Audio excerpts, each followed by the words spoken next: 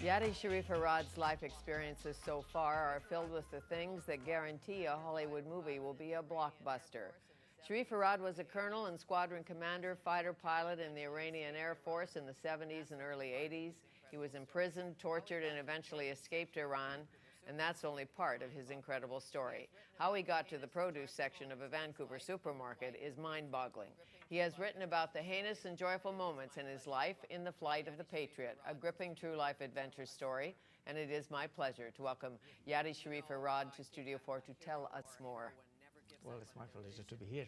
You know, I think a hero or a heroine never gives up on their vision, on their dreams. Obviously, you didn't.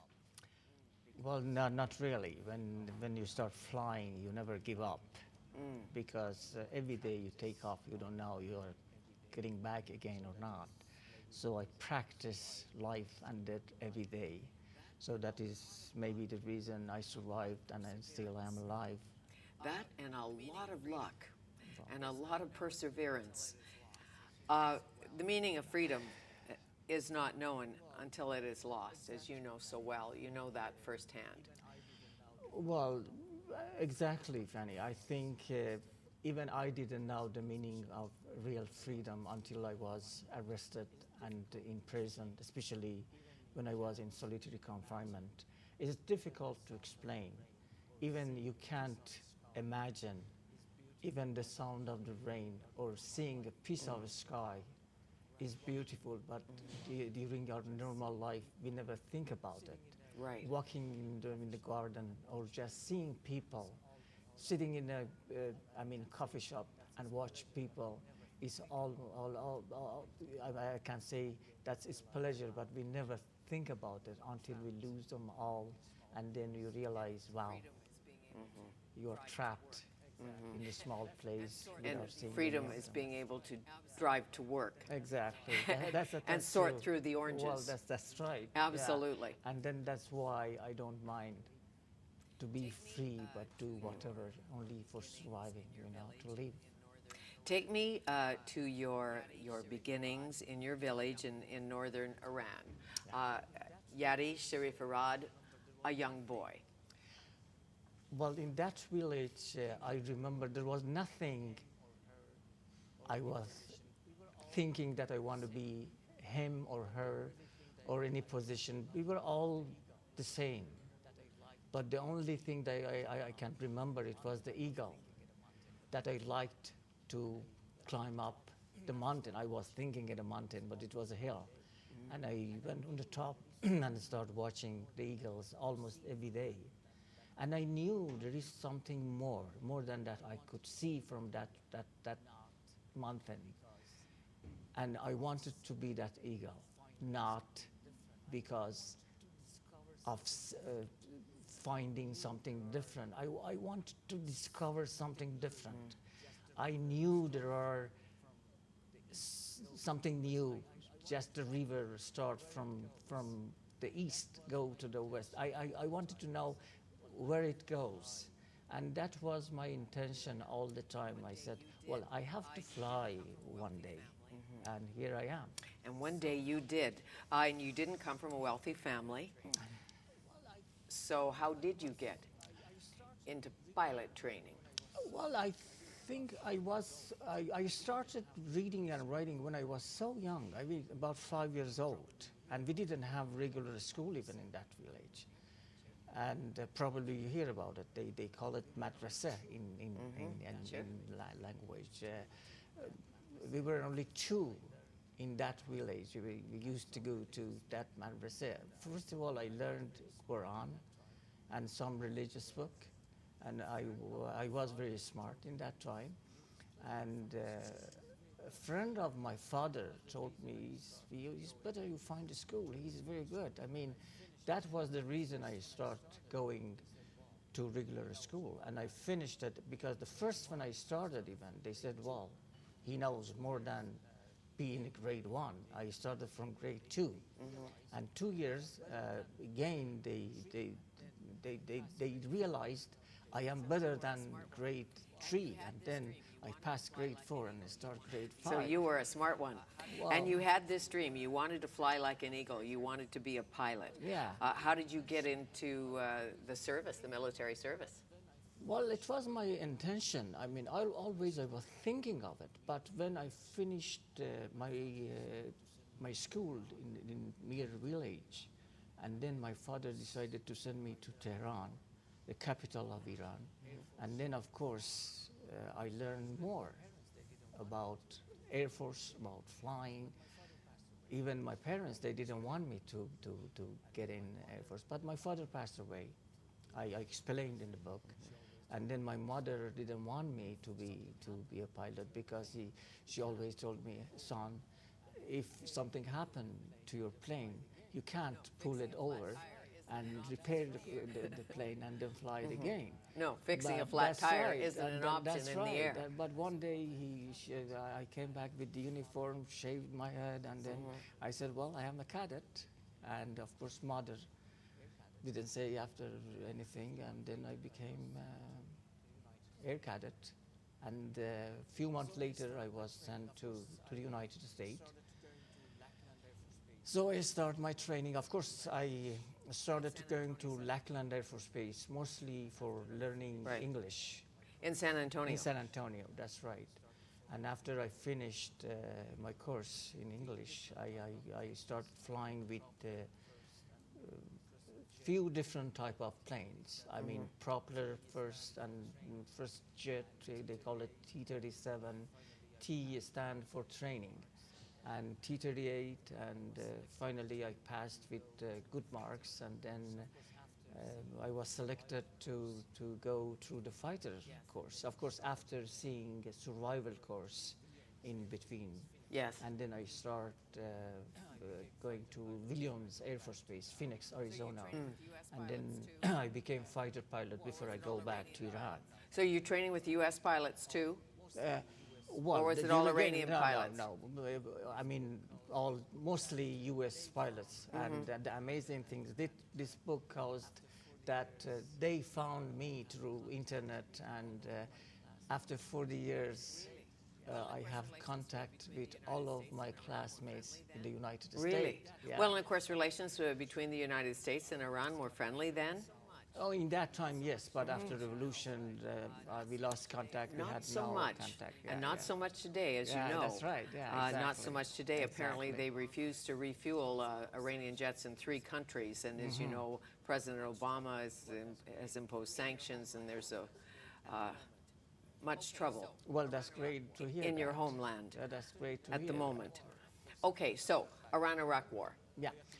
After Iran-Iraq War, of course, after I got back, when Ayatollah Khomeini got back to Iran, I was captain in that time and squadron commander. And it didn't take long until Iran-Iraq War started. So as a fighter pilot, I had no choice. I have to participate in the war. And I did. And you wanted to? And like you were a patriot? Of course. And it was my country, was invaded by Saddam Hussein. And it was my duty to defend my country, and I did voluntarily. And if I tell you that I was the first group of the pilots that were, I mean, just like lottery ticket, and they picked up some pilot, I was the first group that I have to attack to Iraq, and I did. And without scaring, I knew I don't have to think about my family. The whole Iran, in that time, I was considering are my family. I have to think about them, and I did, because we didn't have war. We didn't want to participate in war. Saddam Hussein invaded Iran. Yes. And I believed every pilot like me, they think the same way that I think in that time, of course. And I did many missions, and on 40th mission, I crashed. I mean, I crashed because after I done my mission, I was engaged with Iraqi airplane, and I was shot down and crashed in Iraqi territory. But I was lucky because I landed I ejected, of course. Yes. I ejected, and when I say landed, ejected after ejection, between Kurdish rebel in that area. It's almost 80 nautical miles inside Iraq. Right, but did you have any idea there were Kurdish rebels on the ground, or did you think it might have been the Iraqi enemy? Well, in that time, exactly, That time, because who I was the friend, who was that's the right, enemy? I know. I didn't know exactly, because during the dogfight, you are fighting with few planes, and I couldn't think even. I am just what my sure. position is, because even you don't have time to look at your instrument. You are following the enemy's plane, and then even when I ejected, when I was shot down from the behind, because I was shooting the plane ahead of me, and then I was shot down from the back. That So- split-second decision to eject. That's Obviously, right. you don't practice in No, flight school no, and we lose don't, the aircraft, no. or the fighter jet. Yeah, it's hard. I think no pilot can eject if they think or they have time to think, okay, this is the time Right. for ejection. Nobody wants to leave that safe plane. I'm sure not. But No, life, no, death. that's and right, yeah. No options left. No option, that's You right. ejected, and the Kurdish rebels, sympathetic Kurdish rebels, helped you That's right. When because the I- Shah had been good to the Kurds. that's earlier, right, because after Saddam Hussein attacked the Kurdish area, and some of them they fled their country and then came to Iran. Right. During the Shah time, Shah gave them houses, looked after them perfectly, and they appreciated, and they looked after me perfectly, just like family, just a relative. And I never forget them. How did you get back to Iran? Well, it took 1 month, of course. Oh, that. Yeah. Yes. It took 1 month. Because they would have had to smuggle you. That's right. They have to, even they couldn't keep me in one location. They have to move me from one place to another place, because Iraqi forces were following us, and they knew I am alive, and they were looking for me. What did your wife think and your family? Well, in the beginning, they didn't know. They were thinking I am dead, that I'm gone.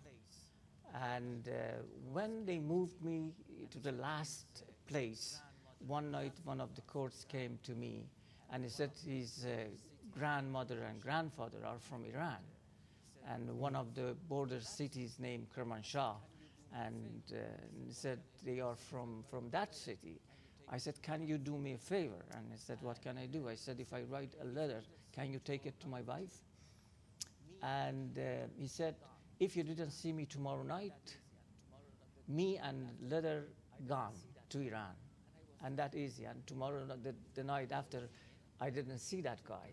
And I was thinking, really, he meant it? I mean, he took the letter to Iran, and he did. He did, and your wife knew. And They had a my- funeral for you in the meantime. Figured Well, you were I can't say gone. the funeral, but they think I am They gone. think you're definitely missing in action. That's right. And then they were thinking, but they were my commanders. They were thinking, yes, I am dead. And then in their heart, yes, I can say they were thinking. They were hoping you were yeah, alive. That's right. When that's you right. returned to Iran, were you considered a hero, a war hero? Well, this title, I think, mostly belongs to other pilots, because they did more than I did. They landed, you mean? That's Didn't well, eject? that's no, right. but I'm sure when you returned. Yeah, when I returned, yes, my first it started from my base commander. He called me the heroes of the heroes. And then I met, in that time, President Bani Sadr, the first president of Iran. Yes. He confirmed that the same thing, that he called me hero.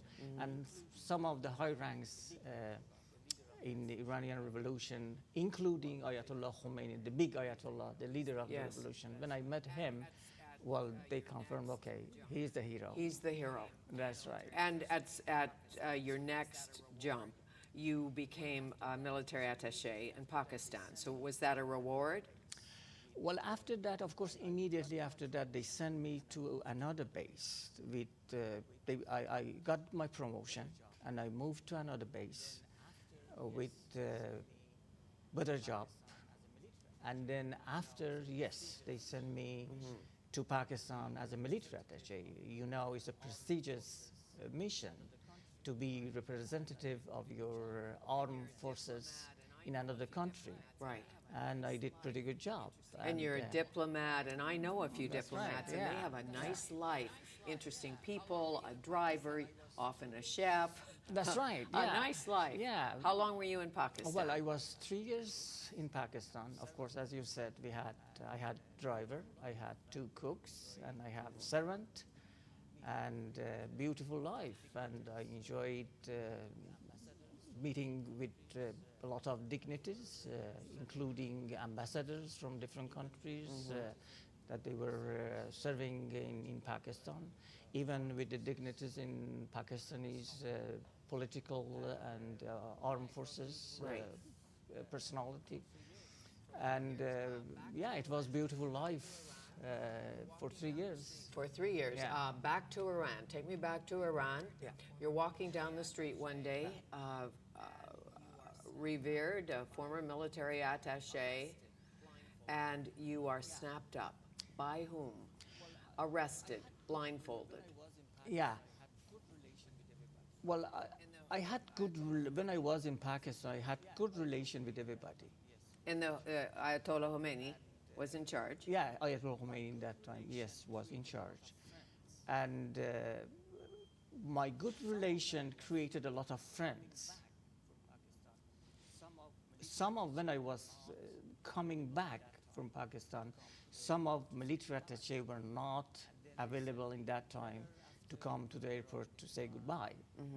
And then they sent me letter after when I arrived in Iran. That caused some problem. Why they called my first name? Why they sent me such a friendly letter? What was my relation with? That was a crazy thing to think. And then Argentinian chargé d'affaires also. After I came back from Pakistan, he wanted to come because of me to see Iran before he goes back to his country, because I was his close friend. And I said I would be happy to have you with us, and I'm sure you will enjoy your stay in Iran. And he came over there. And that was the main reason they noticed me as a previous military attaché. In that time I was working in Were they capturing other pilots, torturing other pilots, other military heroes at that time? Well, yes, they arrested a lot of pilots. I was not the only one. No. So you lived in fear. I That's know right. that. I was expecting something is going to happen, but in somehow I believed myself after serving, being in a war that much, being as a military attaché, very close to Ayatollah Khomeini, even president, and I couldn't believe strongly that I am in danger. But inside of my heart, something was telling me is going to happen to everybody that been trained in the United States. They don't trust people being in the United States and flying. And they accused you of being a CIA spy, an operative. Did you have any idea when you were first thrown into solitary and tortured what they really wanted? Well, no, not really, because even when they arrested me, they didn't mention anything. Even I was supposed to go to visit another base, and I told them I have a mission, I have to do it, and they said don't worry, we'll just take you. It takes a few minutes. And when they put me even in a solitary confinement, I explained the details in the book. And they didn't tell me why they arrested me. I asked them, wow, what's the problem? What is the question? And said, well, you will find out pretty soon. And pretty soon, I think they kept me awake because I didn't have time to tell you exactly how long, but I think maybe 3-4 nights. Right. I couldn't sleep. They didn't let me to sleep. And then they started interrogating me. And that is why the book came from. When you read the book, they asked me to write about your life. I said, what do you want? What part of my life? And they said, everything. I said, if I write my life, it will be a book. And he said, okay, let it be a book. And then after I started writing for many hours, and still I don't know how many hours, and they grabbed the paper and got back again. They didn't let me get to sleep. And I remember a few times I fell from the chair that I was sitting on. And then they came gradually, they start asking different questions. Right. Your relation with this, with the relation with that, even your privacy and relation with women's, relation with different people, you know. They jumped from one subject to another. And the charges were trumped up. They weren't true. They beat you. They flogged you. They beat you. They hung you upside down. Beat you on the bottom of your feet. You couldn't walk. You're in a cell. There's no bathroom. I'm sure you formed a bond with some of the other prisoners somehow, even though no matter where you were blindfolded. That's right. Did you consider suicide? Did you think at some point, in spite of your love for your family, your two sons and your daughter, suicide would be better? Well, I prefer not talking about my torturing session because it's disturbing, and even I get goosebumps again, and I try to forget about it. But yes, in one point, to tell you the truth, yes, I thought I can't take it anymore. Right. Why should I wait to be tortured? Because every day it was a new one, new kind of torturing. And every sound, every voice just wanted, my heart wanted to get out of my chest. And the screams from the other prisoners and some And then female. screams, females, even children. Even children, I could hear. Probably they arrested the mother with the child. And then torturing a woman when you hear, and then especially when they said your wife is with us. You know, you can't imagine. Right. You are getting tortured in one room, and you hear another scream from a woman from another room, and what kind of feeling you can. How can you resist? How can you take it? And then yes, one point, I decided, Fanny. I said, well, I can't take it anymore. Right. If There was no weapon for you to and then I kill said, well, yourself the with. only thing it came in my mind, and I said, well, I can bite my vein, and then I can just finish myself. But something inside, and I said, maybe my little daughter or my children have the right to have their father alive. Maybe one day I get out. Maybe if I get killed by them, they don't blame me. But if I kill myself, they will blame, and they will think Dad was not strong enough to resist and save. Any idea why they let you go eventually? How long was it?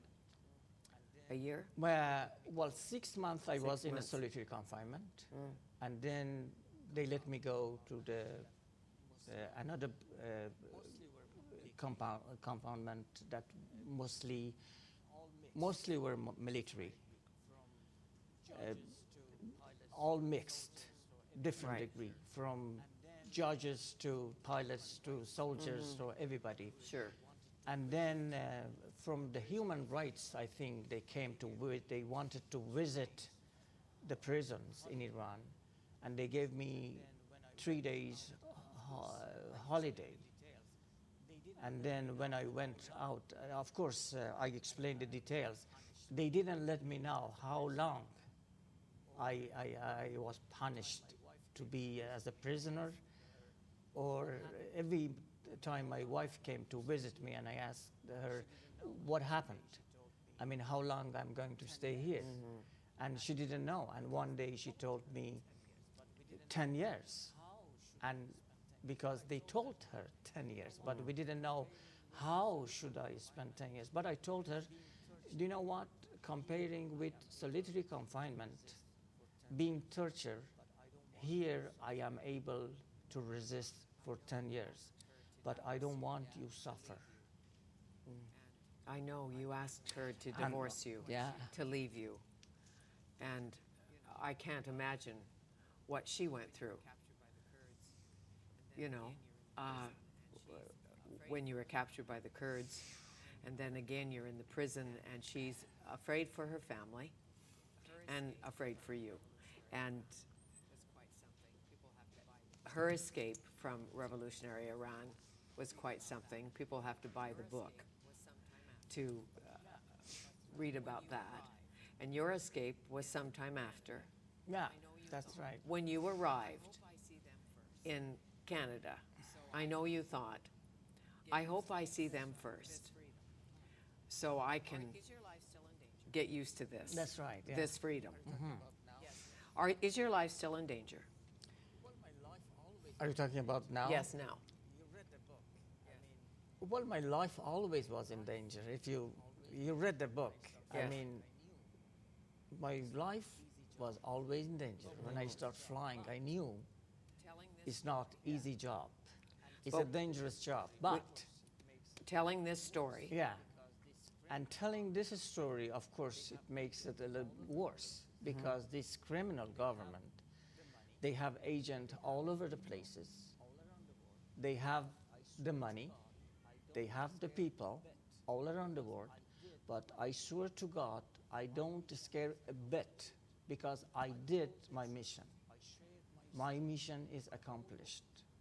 I told the truth. I shared my story to the whole world. Either they want or not, this book is going to be read with everybody. If they make this mistake, even they kill me, I don't care. I did. I felt still I am a soldier. I have a duty to my country. When I saw Nedado, that young girl, get killed in front of her parents, now she's the hero, not me. I am free over here, and I could write the story, and I did. I didn't stay quiet. I didn't do it for my advantage. I know it was dangerous, and this mission was one of the most dangerous one that I did, but I did it. It's a powerful story, and I thank you. Thank you very much. Nice to meet you. Nice to meet you. Yadi Sharifirad, The Flight of the Patriot, a gripping adventure story. This is history on the hoof, as Peter C. Newman says. Coming up, a math and philosophy major turned tree planter businessman tells us about BC and global silviculture. What does it take to keep the trees growing?